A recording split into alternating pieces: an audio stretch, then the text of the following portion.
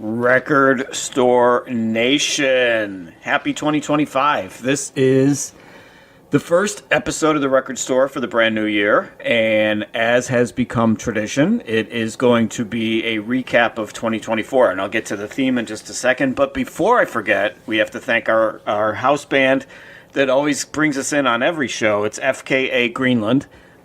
Big fan of FKA Greenland. They've been in the news a lot lately, so I'm really happy to hear that they are selling more records and they're getting more and more publicity. So good for you, FKA Greenland. You've always done a great job for us, so thank you very much.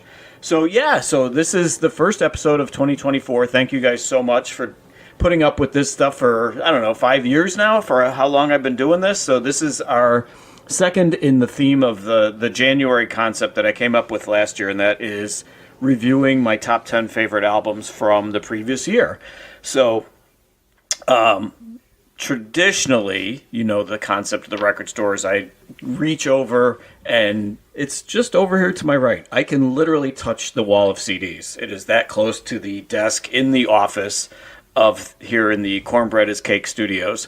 But I can actually reach the CD wall and I grab a CD at random, and then I do a little bit of research on it. I listen to it with a fresh set of ears. In some cases, that's the whole idea of how this all started, is I have thousands of CDs, and just by the lack of time in some cases, I never had time to listen to some of these.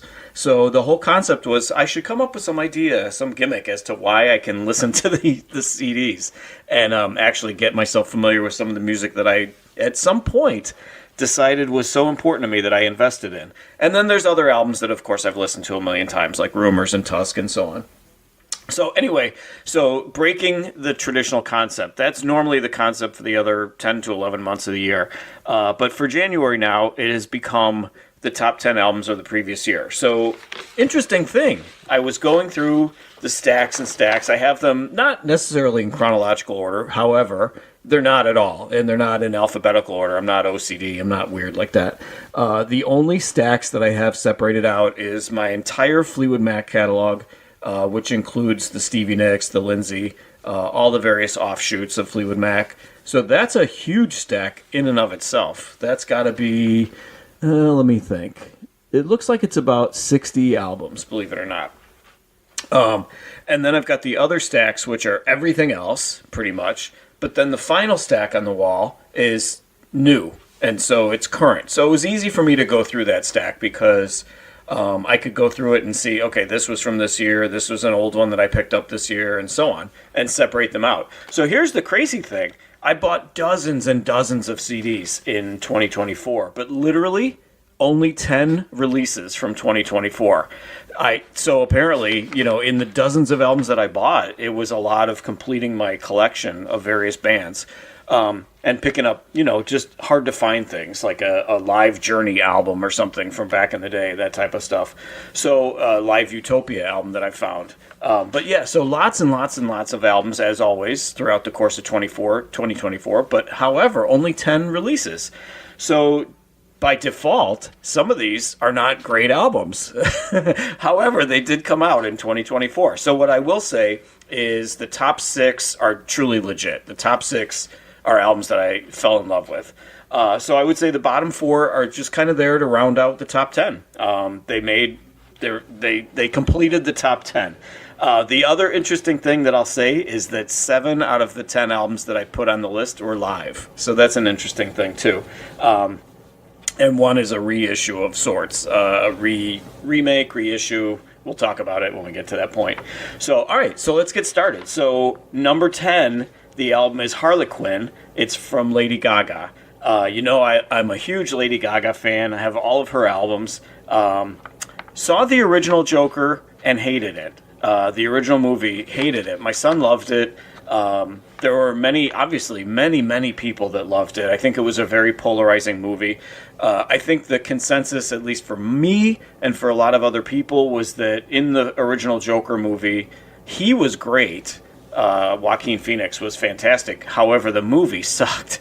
So that was my takeaway from that movie. So anyway, I'm hoping for the better with the sequel, But then the sequel got blistered by the critics. So I'm like, okay, not that I'm going to believe what every critic says about movies, but when I didn't like the first one and then the critics rip the second one, I'm like, okay, there's no point in me seeing this. I'm a big Lady Gaga fan, but I don't need to see a movie because she's in it.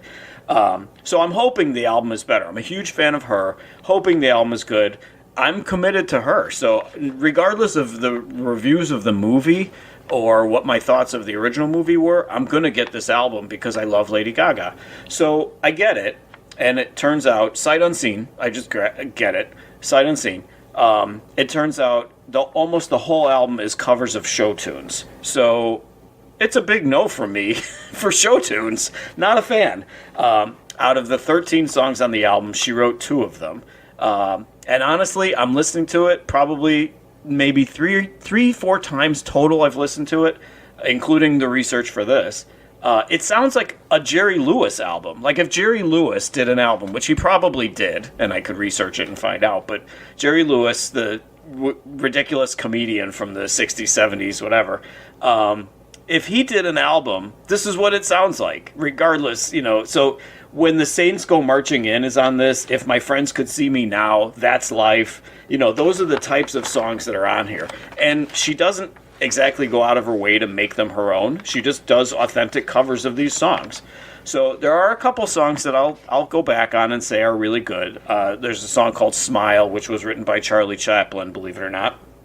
That's just a beautiful vocal that really suits her. Just a great, beautiful song. That one's really good. There's actually a song called The Joker, which, believe it or not, was not written for this. It's an old Anthony Newley song.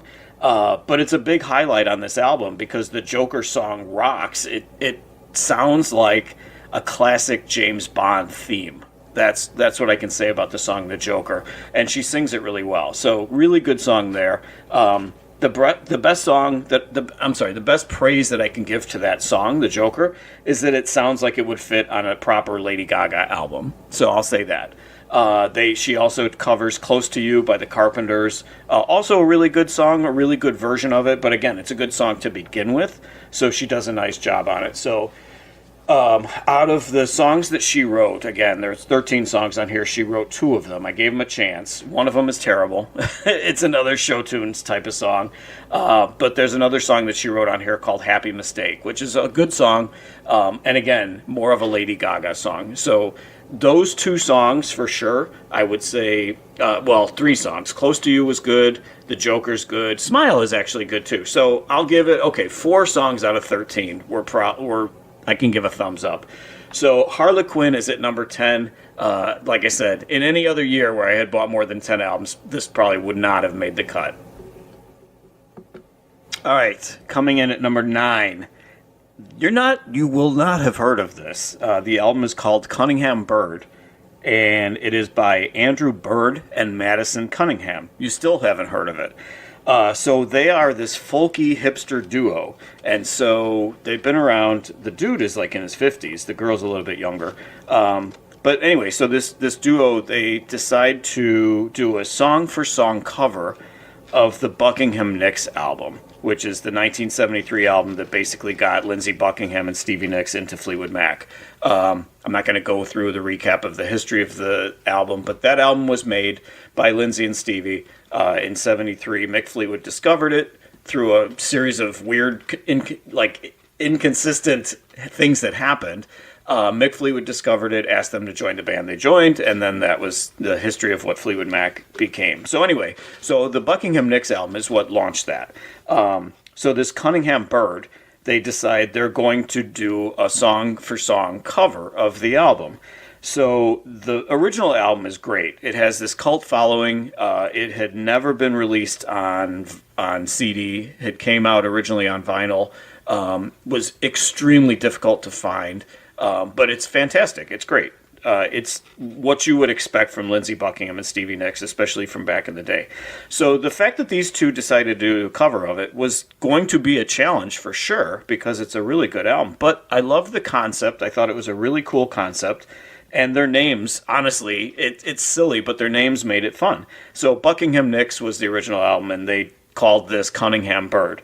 So I thought it was a fun idea. So, but here we go. Extremely hipster. The two of them are just the hipsterest of hipsters you'll ever hear.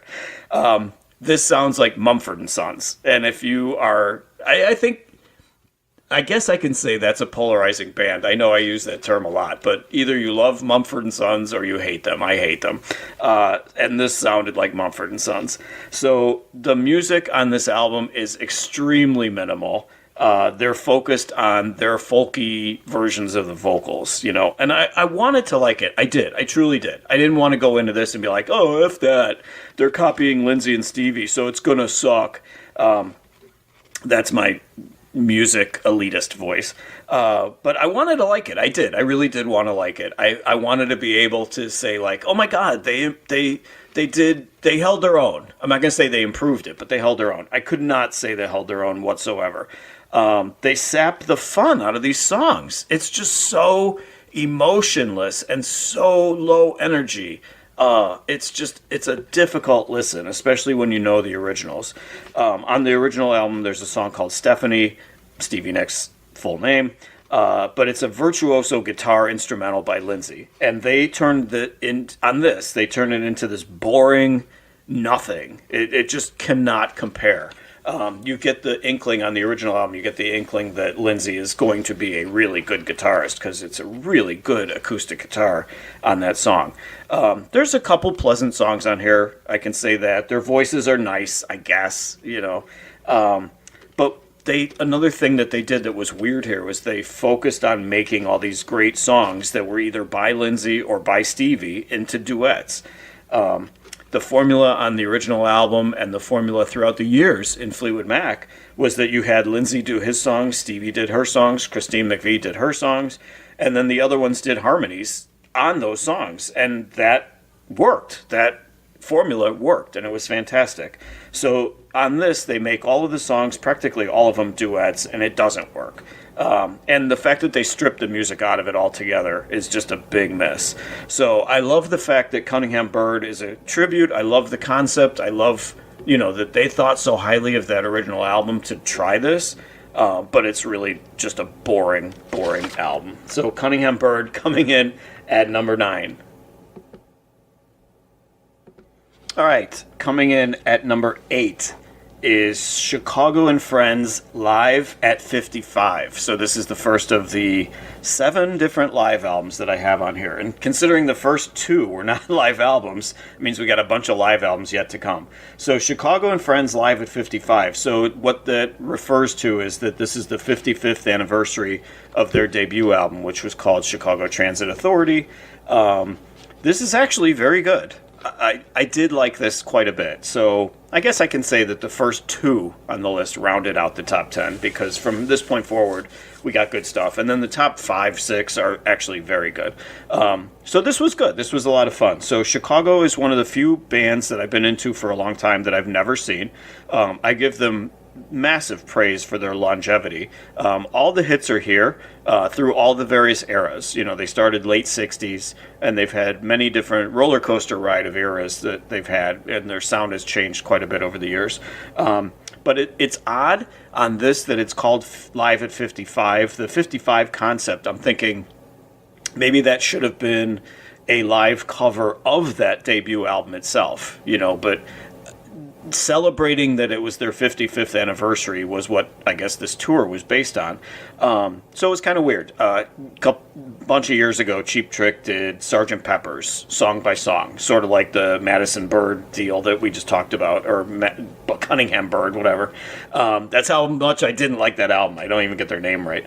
But so Cheap Trick did Sgt. Pepper song for song, and it was fabulous. It was amazing. But so I don't know. They could have done this. Could have been a different concept altogether, but it was good. And there is a good amount of live Chicago out there. This is a band that has had probably at least a dozen live albums out over the years. So when you open this up, this is like a double album. when you open this up, 21 people are pictured on stage. That's the Friends for the most part. For the record, there are 3 original members to Chicago. But I will say, this is very true to the originals. They still have a couple of the original horn players and Robert Lamb, who was the keyboard player and one of the original singers. So this was recorded in Atlantic City. The Friends is honestly what pushed me over the top to get this album, because Chris Daughtry is one of the Friends.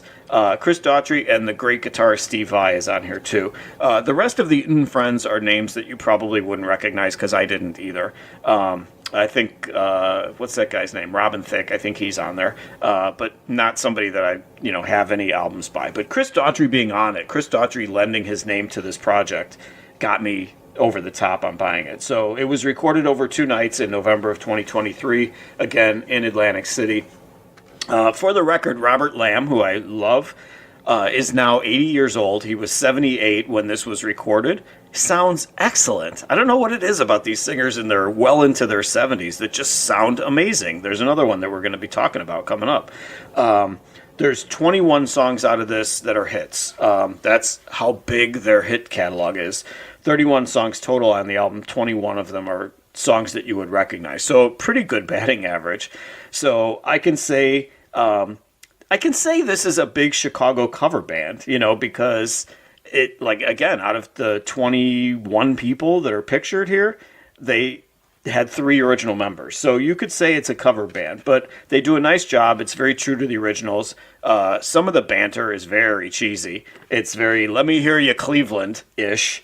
But they did keep it minimal. There is a song listed on the back of the album. There's a song listed on there called, and I'm gonna do my best to say this, Mongonulciosis. That is the name of the name of the song on the back of the album is Mongonulciosis. And I looked it up. It's this tropical, upbeat, jazzy kind of song from Chicago 7. But they simply misspelled it on the back of the album. I assume that this is an Easter egg to probably just drive me crazy. So the original song is Mongonucleosis, and on here they have Mongonulciosis. So a couple transposed letters there. So like I said, I will take that personally. I think that was an Easter egg just for me to find and to drive me absolutely bonkers. So as far as the music on here, there's a gorgeous vocal on Color My World from a lady named Judith Hill. Disc 1 is mostly the highly regarded early stuff, some deeper cuts from back in the day from their earlier albums. Disc 2 is the more critically lesser regarded 80s Peter Cetera type stuff, which they had other guys singing on this album because Peter Cetera is long gone from Chicago. I liked both eras. I have no issue with the Hard Habit to Break era of Chicago. Their sound changed. They adapted. They went different directions. They went from being very jazzy and very serious rockers to being more formulaic and more, FM radio hits type stuff in the 80s and 90s. So Hard Habit to Break, speaking of that song, is a duet with Chris Daughtry. It's very good. On this album, he is very soul-y and very poppy. When I just saw him in December at a small club here in Chicago, and he was like hard rock. I think I talked about it. One of the loudest shows I've ever been to, ever, in my dozens and dozens of years of going to concerts. I could not believe how loud Chris Daughtry and his band was. And the whole night was all about hard rock, really hard rock. But on this album, he merges in more so with the Chicago formula. Like I said, more of a soul and pop sound. Album is fun. Chicago and Friends live at 55. Very fun album. Really enjoyed it. Comes in at number 8. All right. Next up in the 7th spot. You're not going to believe this. Chicago. JFK Center for the Performing Arts live September 16th, 1971. So yeah, that's right. For a first on this show, we're having 2 back-to-back live albums by the same band. So Chicago Live comes in at number 7. This is a 3-disc set, also released this year. 2 albums in the same year, 2 live albums in the same year from Chicago. You can say a money grab, but I love the material, so I'm good getting more vintage versions of their songs released. And I thought it was a very fun project to compare the two, to compare the two albums side by side. Whereas the other album, the Friends album, had 21 people. This was literally, 1971 was literally Chicago's fourth year in existence. And they had the 7 original members of the band. So it was a very authentic, true Chicago album. So this recording, again, sounded great. From 1971, so 50 plus years ago, and this album sounded, just the recording of it sounded so good. At this point, when they released, not when they released it, because they released it this year, but when this was recorded, at that point, they'd only had 3 albums in the vault. So they only had 3 albums worth of material to choose from for this album. So now they're at 29. By my count, they're at 29 studio or live albums, although the most recent studio album was called Chicago 38. So I don't know, it must be Canadian math, maybe it's Greenland math, I don't know. They could be including some live stuff in there that, I don't know, didn't appear on the discography. I suppose they could be including some greatest hits on there too.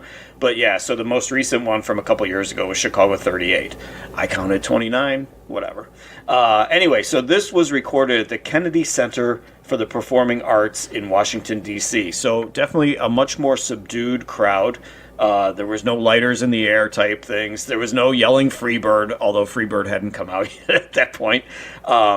So, I mean, definitely more of the opera, the pleasant golf clap kind of crowd. No yelling and screaming and hollering or anything. Chicago 5 came out the following year. So in 72, Chicago 5 came out. So they did preview a couple songs from that album here. In the whole, hey, we have a new song coming out on this album that's coming out next year. Let's play it for you, that type of deal. So this was definitely more of a no-frills, pure, original Chicago sound. The horns were definitely more prominent. There's definitely more guitar. Terry Kath was their original guitarist back in the original formation of Chicago. And he was definitely, there was people that talked about Terry Kath like he was like a Jimi Hendrix type guitarist. Like people loved the quality of the guitaring from Terry Kath.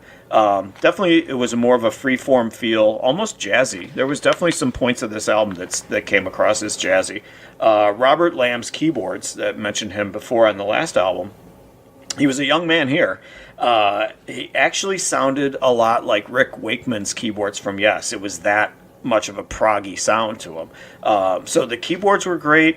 It was really interesting that there's 11 songs that are on both albums. 11 songs appear on the first album that we talked about, Live at 55, and the same 11 songs on this album. So, and yet they sound so different. The live Friends version was definitely like, when you listen to them side by side, it came across more like a Vegas version, which makes sense because that was recorded in Atlantic City, so pretty much the same thing. Whereas this album, the JFK Center album, is definitely more for the hardcore Chicago fan, the original back in the day Chicago fan, not for the people who fell in love with Chicago from the hits of the late 80s and 90s. The big takeaway, listening to these two albums side by side, the big takeaway is how much they and their sound changed so much, especially after Terry Kath died accidentally in 1978. So after that, their sound definitely changed, and then into the 80s and 90s, it really changed a lot more. But it was cool to hear. Towards the end of this, they launch into their brand new, what they said at the time, they said, we have a brand new song, it's called Saturday in the Park. The 3 singers, Robert Lamb, Peter Cetera, and Terry Kath, all sang. They mixed up the vocals, so it was not the classic version of Saturday in the Park that you've heard a million times. It sounded different because they switched off who sang what parts, and it actually was kind of cool to hear it, before the finished version was released on Chicago 5. This album itself, the whole album has a lot of guitar noodling on it. Towards the end, they're just, somebody's putzing around on guitar. I'm assuming it's Terry Kath, just putzing around, playing something, and then all of a sudden it launches into a classic. Like, does anybody really know what time it is? It just goes into that song. And so there's a lot more, just like I said, very free form, just literally those 7 guys, and it sounds amazing. It's just another really great album by Chicago, and just really, really interesting to hear side by side how different they sounded. Both albums, I will say, both albums end with 25 or 6 to 4. So that must be like their traditional in concert. That's the last song. That's how they always go to bed with 25 or 6 to 4. So another great Chicago album live at number 7. All right. Our next live album, this should be the live top 10, although there's a couple studio albums in there. But anyway, so our next album is live. It is indeed live. In the 6th spot, it is Def Leppard, One Night Only, live at the Lead Mill. So this was recorded in Sheffield, England, in May of 2023. I will say I've always liked Def Leppard. From the very beginning, I've liked Def Leppard. I finally got to see them live in 2024 at Wrigley, which was very cool to see them there. I always loved the music, and besides the music, I love the fact that their current lineup has been together since 1982. So they only had formed 6 years before that, and so I think one of the guitarists had passed away. They replaced him, but outside of that, in 82, outside of that, they've had the same traditional lineup for 40 some years. So from 82 on. So it's very cool. So opposite of the cover band principle that we always see, like even for instance, seeing the Pretenders last year, only Chrissie Hynde, with only original member in the Pretenders was Chrissie Hynde. So opposite of that. There's no right or wrong. You could call money grab on some level. At some point, you could make the debate, like how many original members have to be still in the band to call it the original band? How many people have to be from the original Supertramp to still constitute Supertramp? I don't know what made me think of them. Always loved Joe Elliott's voice. Always thought he had the prototypical hard rock voice. And obviously, major props to Rick Allen.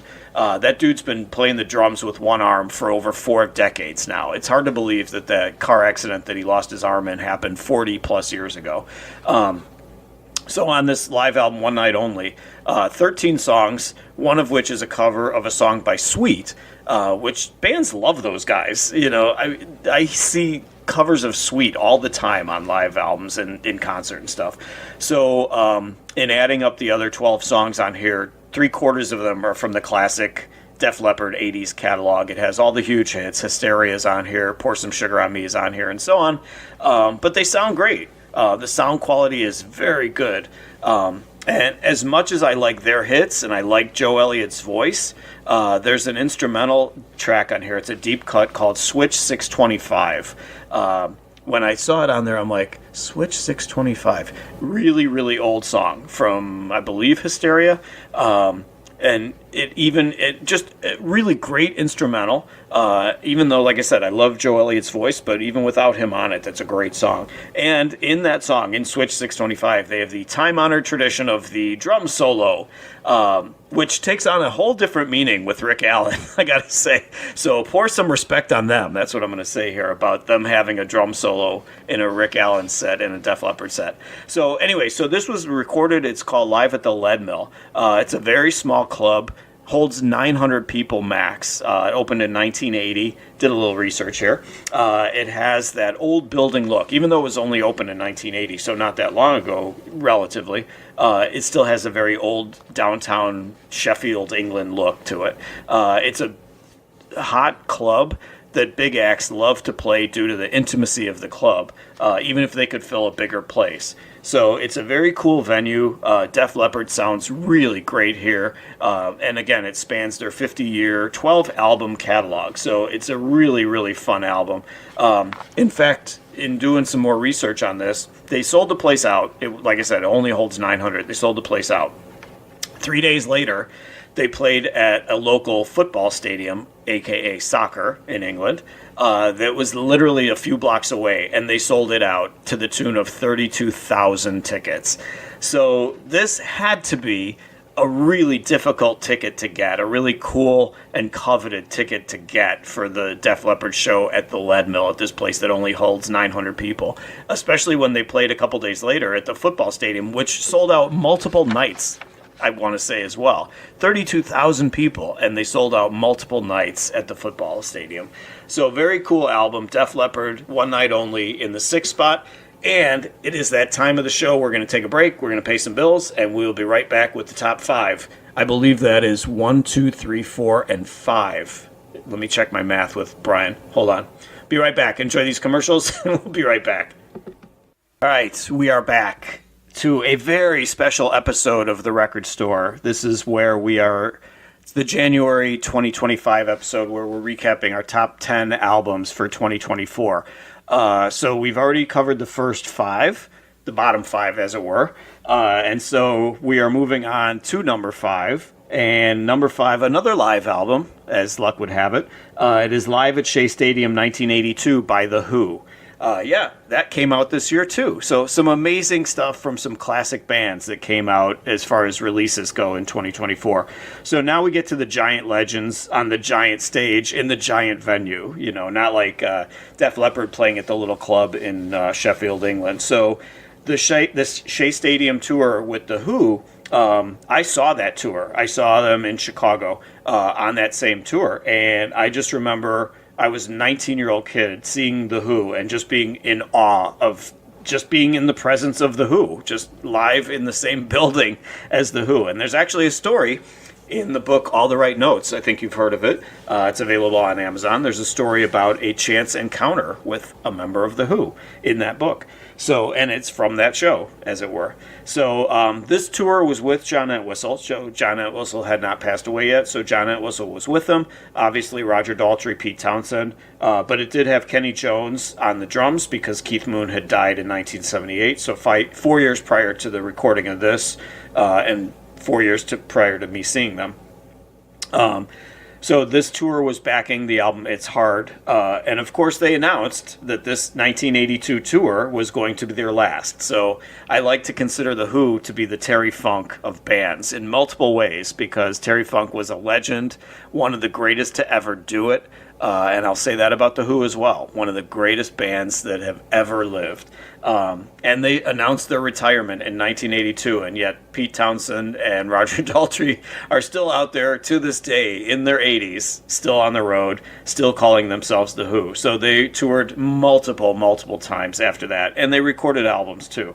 After they said they were retiring, and that was their last tour in 1982. They had so many things going on at this time. They were, still getting over the loss of Keith Moon, one of the most important drummers, one of the greatest drummers of all time, and obviously their friend, still getting over him, deciding whether to continue or not without him. The 11 people that had gotten trampled at the concert, at the Crush in the concert in Cincinnati in 1979, that wasn't that far before this. This was the first tour since then, since that happened. And this was a couple years later. So this was them getting back out on the road. Believe it or not, the opening act for The Who on this Shea Stadium show was The Clash. Can you imagine The Who and The Clash together? What an amazing card that would be. What an amazing concert. And honestly, from a sound standpoint, these guys were at the top of their game. Needless to say, this show sold out. They had 2 nights at Shea Stadium. They were both sold out.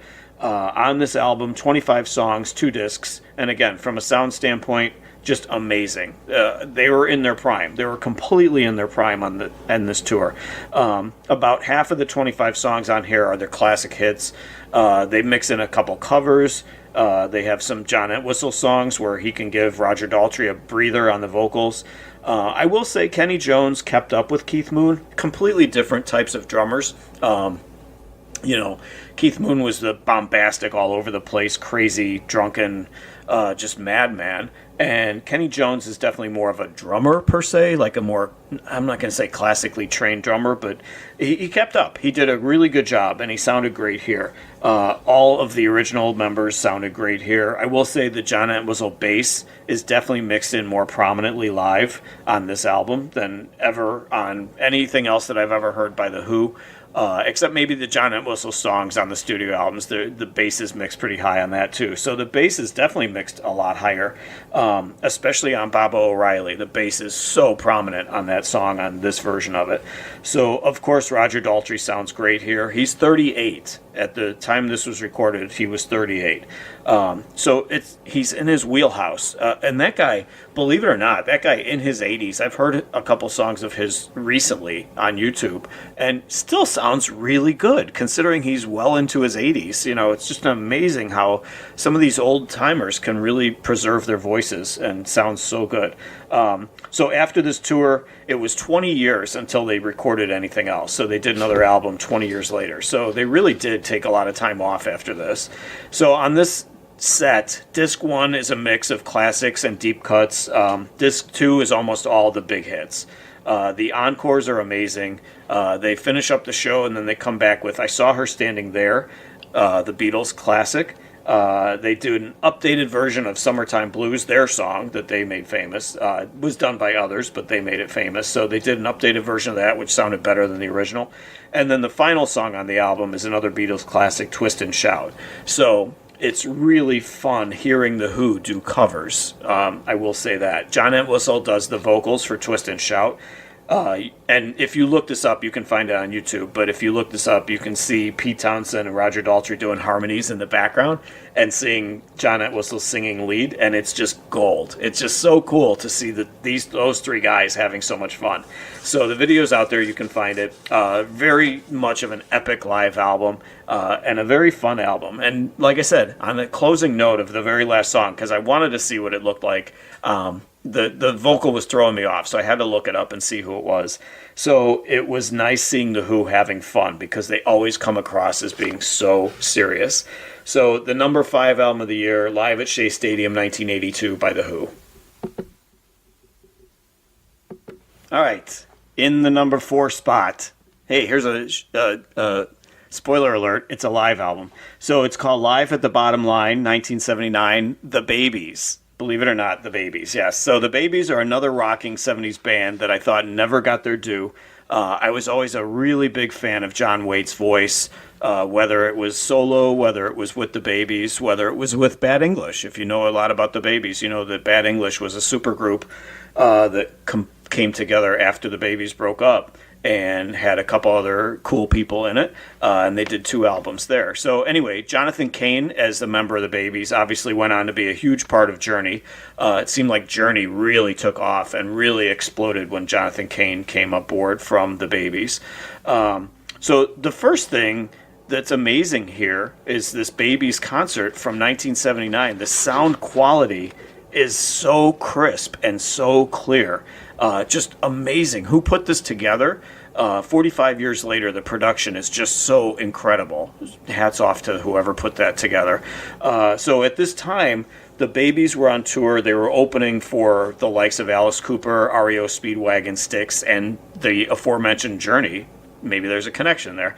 And so here and there during the tours where they were opening for those guys, they got a chance to headline and play some smaller clubs like this place called The Bottom Line in New York City. At this point in 1979, Babys only had 3 albums before this show happened, this tour happened. But they already had multiple radio hits. So Every Time I Think of You, Isn't It Time, Head First, they had some really good songs that were getting some airplay. As far as John Waite, one of my truly favorite lead singers of all time. Love John Waite. I always compare him to Rod Stewart. I don't know, for better or worse, I compare him to Rod Stewart. Both British. They both started with the hard rock stuff. They both had big solo careers, and then they both mellowed quite a bit. So I think that John Waite is kind of like a poor man's Rod Stewart, if you will, minus the standards, because Rod Stewart went off on that, the classic American standards recordings that he did. John Waite never went that far with it. So, but anyway, so this recording celebrates, to me, the best time of the John Waite career is the Babys era. So I think this album just encapsulates all of that. The place, The Bottom Line, it was a very small club. They did 4 sold-out nights in a row. The place only held 400 people. So I was reading the history of The Bottom Line, and it sounded actually quite a bit like the place, the Lead Mill, that the Def Leppard album was recorded at. But The Bottom Line itself closed in 2004. So this was recorded in 79 at a December 1980 show. So the following year in Ohio, they had recorded, the Babys had released 2 more albums after this. So in 1980, they released 2 albums, not just one, but 2 albums. A crazy fan pulls John Waite off the stage, and he suffers a severe knee injury. The tour is canceled because John Waite cannot continue. And this leads to the band like infighting in the band, and they splinter and they literally break up because this whack job. I'm sure there was other things that were going on that contributed to this, but this whack job pulls John Waite off the stage, breaks his knee, and the band breaks up after that. That was like the determining factor. So it's really too bad. It's a shame because they only ended up having 5 albums with this lineup, and they could have done so much more. So this album, it's a great combination of the early hits, a few deep cuts, the sound, I can't say enough about how crisp and clear the sound is. There's a big crowd pop for the opening piano and Isn't It Time? So they were well known. Isn't It Time? The piano lead into that comes on, and there was a big crowd reaction from that. So I think they made a great use of a couple of female singers for the background. I always appreciate that. Any band that does that, John Waite does that a lot, having some women sing background for him. In our main album, number 1, we're going to hear that too. If you need a comparison, the more I listened to this album, the more I thought of Bad Company, a more commercial and a more British-sounding Bad Company. That's kind of how the Babies came across to me. So I think that John Waite does, he's so comfortable on stage, but he does the cliched band intros, like Mr. John Smith, playing bass, whatever. So he does stuff like that, but he's so comfortable as a frontman. So I found Live at the Bottom Line, 1979 by the Babies, I found it to be a very fun hour of music. So highly recommended in the number 4 spot for 2024. All right, we are up to number 3. And like I said, the top 6 or so, 7, are actually excellent albums. And number 3 is an excellent album. So it's live in concert. It's Ann Wilson and Trip Sitter. So this is the follow-up. This was the tour after Ann Wilson and Trip Sitter did the album Another Door, which was their 2023 album when Ann and Nancy Wilson were still feuding. I did see Heart in 2024. I'd seen Heart before, but it had been a long time because there was that long feud between Ann and Nancy. So saw them in 2024 when they mended their ways and they got back together. So this was the tour that happened before that. And here's a fun fact. Trip Sitter with Ann Wilson is the only band that has appeared on both of my year-end top 10 lists. And ironically, last year, they were also in 3rd place. 3rd best album last year was the studio version, and then this was the live concert version of this album and some other stuff. Also in 3rd place for this year, too. So I loved Another Door. Obviously, it was 3rd on the list last year. So this was a no-brainer that I was going to like this album. So because I love those guys. So this album has 15 songs on it. 4 of them, only 4, are Trip Sitter songs. So there were 7 Heart classics, a couple of Led Zeppelin covers, because you know how influential Led Zeppelin is to Heart.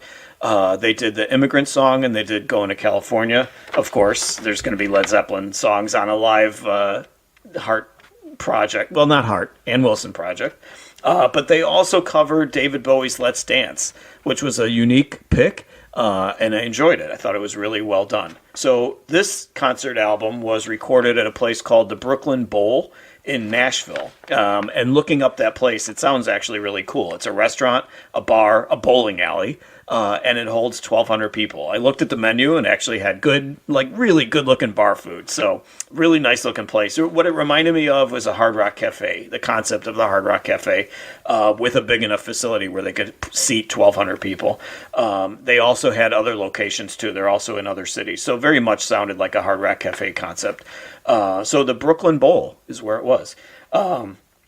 Sound here is excellent too. I keep saying that about a lot of these albums. The sound is excellent, but this here it should be, because this was recorded. It was a 2023 concert, so it should be. It should sound really good. So Ann Wilson sounded excellent. The voice was full. The voice was youthful, just like when I saw them last year. I thought she sounded fantastic last year too, before she got sick and they came off the road. Trip Sitter is a very nice compliment to her. I think they compliment her really well. You could call them a Heart cover band because, like I said, half of this album is Heart material. So, but they're a damn good cover band, I will say that. And the Trip Sitter songs proper stand up to the Heart catalog, which is really a compliment because Heart is so good. The 4 Trip Sitter songs that are on here, they sound amazing there as well. So Mistral Wind is one of my favorite Heart songs. It's virtuoso Heart, and they do a phenomenal job with it here. I thought the mix was perfect. And the song order that they recorded this in, pretty sure it's probably pretty authentic to the order that the songs were in concert. But they did it in a perfect order. It'd be a heart hit, a couple of Trip Sitter songs, then a cover, and then rinse repeat. That was pretty much what they did throughout the night. It kept the fans bought in. Even the iconic acoustic start to Crazy on You, they did perfectly. I love that acoustic beginning to Crazy on You. It sounded amazing here. So it's interesting that Let's Dance, the Bowie cover, it closed the set itself. It was the last song of the set. And then they came back to do the encores. They did Alone. They did one of the Led Zeppelin songs, and then they wrapped up the entire set with Barracuda.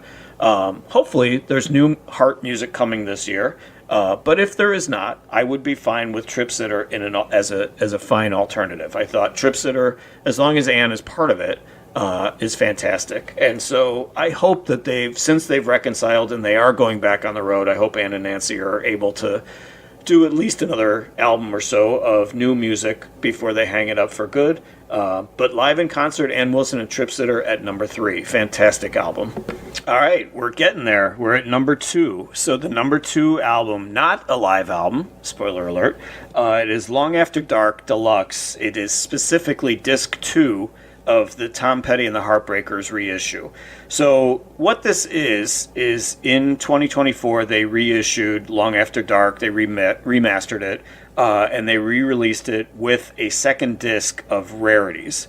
So the rarities disc accompanies the remaster, and the rarities disc is excellent.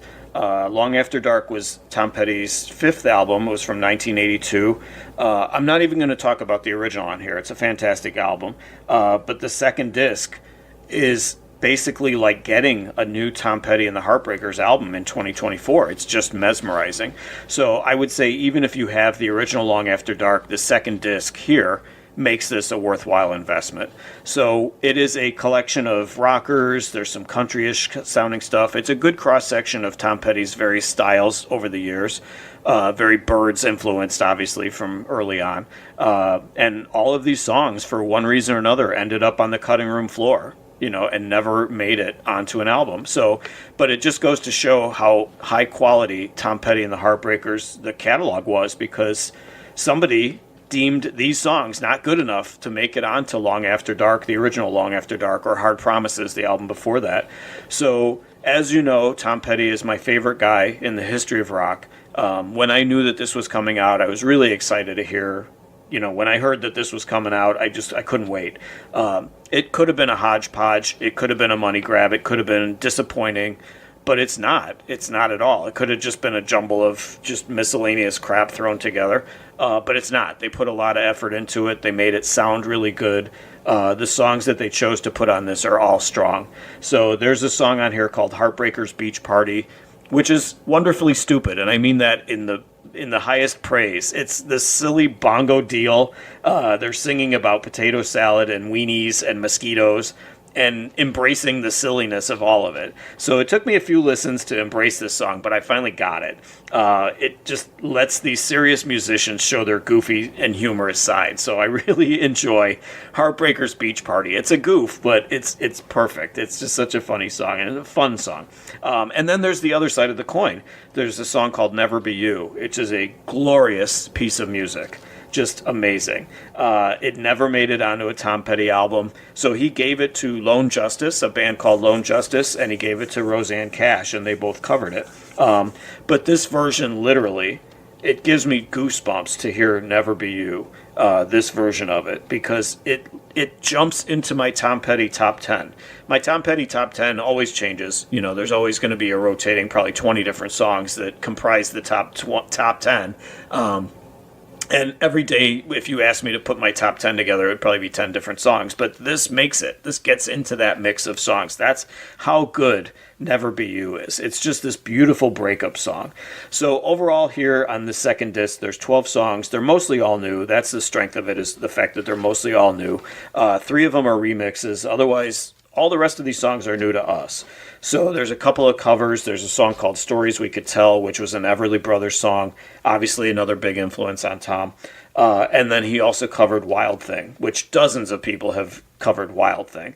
So this version basically makes all of the other versions obsolete. I should say they totally make it their own. So again, just it's great to hear these guys having fun. The joy that they're having on this album, on these songs, really comes through on not only on Heartbreakers Beach Party, but also on Wild Thing. You hear them really enjoying what they're doing. And honestly, I gotta say, it was just a miracle to get essentially a brand new Tom Petty and the Heartbreakers album in 2024. So my number 2 album for the year is the Long After Dark Deluxe version. Disc 2 specifically at number 2. All right, it's the moment of truth. It is the number 1 album for 2024. If you've done the math, we have a live album remaining. So one of my favorite live albums of all time. The album is called Songs for a Nervous Planet. It is Tears for Fears. It's a unique collection. It starts with it's 2 discs. Excuse me. It starts with 4 brand new songs to lead off the album, and then the rest is a live concert from 2023. It was filmed at this great filmed and recorded, I'll get to that, this great outdoor venue in Franklin, Tennessee. The album was focused heavily on The Tipping Point, which was their most recent studio album. Before that was from 2022. I was able to get to see them on this tour. I did not see this show in Franklin, Tennessee. I got to see them here in Chicago. Ironically, also at an outdoor venue. From the movie, and I'll get to that, it looked like an extremely similar venue to where I saw them here at an outdoor amphitheater in Chicago. So they recorded it. They did a movie. They filmed it as well. And they did a movie from this concert. It was a one-night showing here in Chicago at the Alamo, which is my favorite theater chain. If you have an Alamo anywhere near you, you should get to an Alamo. It was very, very cool. They did a one-night showing of it. I got to see it there as well. Actually had a pretty good crowd, pretty good turnout for that showing of the movie, the Tears for Fears movie. So on this album, there's 22 songs. They do 6 from Tipping Point. They have the 4 brand new songs that lead off the album, which are studio cuts. So the other 12, I was told there'd be no math, but there is some math. The other 12 songs on the albums are their greatest hits live. As for the new songs, they all fit into their catalog, and they're all solid. They're all very prototypical sounding Tears for Fears. A nice touch at the movie was that they showed the videos for those 4 songs after the movie. They kind of teased you and told you, stick around, there's something special coming after the movie. And so I stuck around because I wanted to see what it was. And sure enough, they showed all 4 of those new songs. There's a video for each of them. Songwriting for Tears for Fears is brilliant. Roland Orzabal is so talented. Kurt Smith is the other guy in Tears for Fears. He holds his own. This is another band where the 2 of their voices are so similar that you can't always tell them apart which guy is singing which song. So Utopia is like that. I know I've talked about that. The Cars were like that too. Rick Ocasek and Benjamin Orr sounded so similar. But yeah, Kurt Smith and Roland Orzabal are the 2 main guys in Tears for Fears, and they both sound so similar, but both just phenomenal voices. So out of the studio songs, there's a song called The Girl That I Call Home. That song should be a staple among all of their well-known hits. I bemoan the fact that there is no radio these days, no FM radio like what we used to have, but that song should be getting a lot of airplay. The Girl That I Call Home is just fantastic. I'm just listening to it now, in researching it, it makes me want to see them again. It makes me want to find wherever the movie might be streaming, whether it's on Netflix or whatever. I want to see if I can find the movie. I saw it last, I think it was in December when it came out, in the theater, so it's probably out there streaming by now. So I've always said that Tears for Fears are number 1 most influence of Tears for Fears is definitely the Beatles. Primarily to me, I would love to, if I could ever interview these guys, I would ask them, like, the Magical Mystery Tour era of the Beatles is what I hear so much in Tears for Fears. Like, you can tell how heavily Lennon and McCartney influenced those guys. There's another new song here called Emily Said. It is very much the Beatles sound. It's a Beatles tribute, stands out to me as being a Beatles tribute. And then one of the other songs on the new stuff is called Astronaut. It just has this very epic, grandiose sound to it. It's just this glorious sound with this huge chorus throughout. And then as Astronaut wraps up, that's when the applause comes in, and that signals the start of the live stuff. So it was interesting. They had the 4 brand new songs, studio cuts that they had first. Then they do this. Basically, the other half of that first disc is live, and then the second disc entirely is live. The recording here is crystal clear. Some bands do go to extremes. They can, and they do go to extremes to duplicate their studio sound, and Tears for Fears is that band. They make it sound so clean. The production is like the cleanest production you'll ever hear, whether it's live or in the studio. I will say Steely Dan was like that when I saw Steely Dan. Don Henley live was another example of that, where the sound is so good and they put so much effort into making the live sound so clear and crisp. That's really how this came across. They go the more traditional song order route here. They open with a few new songs from Tipping Point. They do a couple hits, and then a heavy dose of new stuff before basically the album ends with 9 hits in a row to finish the set and to finish the album. So as for the song, the album title, it's called Songs for a Nervous Planet. I'm not going to get political here, but I think that it's commentary on the crazy times that we live in. I think that that's what they're referring to. But all of the Tears for Fears hits are here. They could have even included more. You know, a double album, they probably could have included more. But the standouts to me, Woman in Chains, Suffer the Children, which is sung entirely by a lady named Lauren Evans. It's a deep cut that appears on here. She sings it and just does a fantastic job with it. Break It Down Again, Head Over Heels. Those are some of the really high highlights. But there's no low points here. You know, it's just one high after another, whether it's new stuff, old stuff, which is rare because a lot of fans like to shit on new bands, or I'm sorry, their favorite bands when they do new stuff. You know, they always consider that, oh, it's time to go to the bathroom. It's a new song. Not here. The stuff they did from the Tipping Point on this tour and on this album is just incredible. So I've said it before. I've said it on the show before. Woman in Chains is one of my favorite songs, period. Not favorite Tears for Fears songs, just period. One of my favorite songs. It was Tears for Fears originally doing it as a duet with Oleta Adams, was the lady's name. And here it's Lauren Adams doing this song. I don't know, maybe there's a relation there. I'll have to look and see. But it's a deep cut. She does Suffer the Children. Like I said, that's a deep cut. Early catalog of Tears for Fears. Lauren Adams does Suffer the Children by herself and does a phenomenal job with it. And then they immediately go into Woman in Chains, which is a duet with Roland Orzabal. In the movie, I'm literally sobbing. My eyes are welled up watching and listening to those two songs back to back. It was just breathtaking, just so emotional. I hope that there's some music in your life that'll affect you as strongly as some of these songs affect me. And just an amazing song, it's the highlight of a 5-star album. So Tears for Fears, Songs for a Nervous Planet, Album of the Year. If you're a Tears for Fears fan from back in the day, you will not regret this album. If they're way before your time, they're still very vital. And this is a really good starting point to explore their catalog because there's a great, just covering the very many eras and years of Tears for Fears. So number 1 album for 2024, Songs for a Nervous Planet from Tears for Fears. That is it. That's my top 10. So thank you so much for listening to The Record Store. Thank you for another great year.